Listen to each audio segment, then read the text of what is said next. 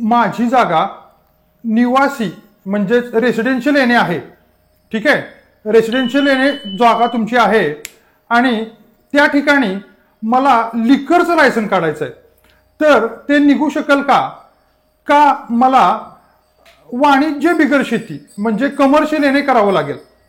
मित्रांनो, जागा जर तुमची निवासी किंवा रहिवाशी ज्यालाच रेसिडेन्शियल एने म्हणतात ती असेल आणि त्या ठिकाणी तुम्हाला जर लिकरचं लायसन काढायचं असेल तर तुम्हाला ती जागा पुन्हा वाणिज्य बिगर शेती करायची आवश्यकता नाहीये.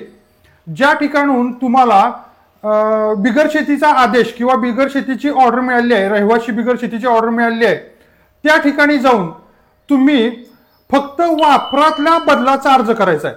वापरातला बदल म्हणजे तुमची ऑलरेडी एनए झालेली आहे परंतु त्याचा वापर निवासी असा झालाय, तर तो वापरातला बदल तुम्हाला वाणिज्य किंवा व्यापारी किंवा कमर्शियल करून घ्यायचा आहे.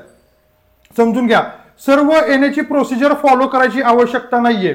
आता हे कुठं होणार?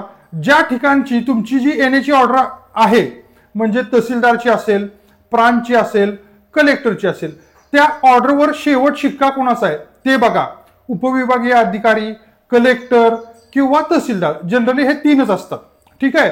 यापैकी ज्या त्या ऑर्डरवर ज्या अधिकाऱ्यांचा शिक्का सही असेल त्या ऑफिसला जाऊन तुम्ही त्या ठिकाणी सांगायचंय की जे निवासी आहे तो वापर बदल करून आम्हाला वाणिज्य किंवा व्यापारी किंवा कमर्शियल करायचा आहे.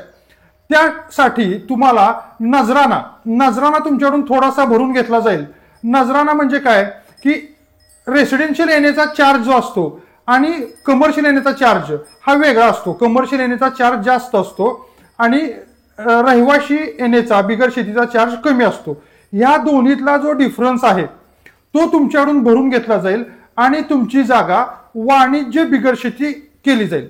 आता काही ठिकाणी असा प्रॉब्लेम येईल की ती तुमची जागा पूर्णपणे रहिवाशी एरियामध्ये आहे, त्या ठिकाणी तुम्हाला सांगतील की हा रहिवाशी एरियामधला एने आहे, ही रहिवाशी एरिया आहे, तर त्या ठिकाणी वाणिज्य कमर्शियल करता येत नाही. तर अशा परिस्थितीमध्ये तुम्ही हाफ कमर्शियल, पार्टली कमर्शियल आणि हाफ किंवा जसं पाहिजे तसं, समजा 4 गुंठे जागा आहे त्यातली 2 गुंठे वाणिज्य करा, 2 गुंठे रहिवाशी ठेवा किंवा 1 गुंठा वाणिज्य करा, 3 गुंठे रेसिडेन्शियल ठेवा.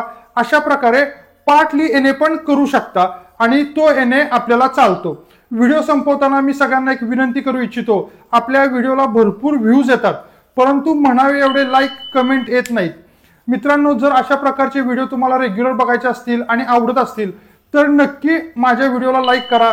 तुमच्या इतर मित्र परिवारामध्ये, व्हॉट्सअप ग्रुपमध्ये, फेसबुकला, इंस्टाग्रामला शेअर करा.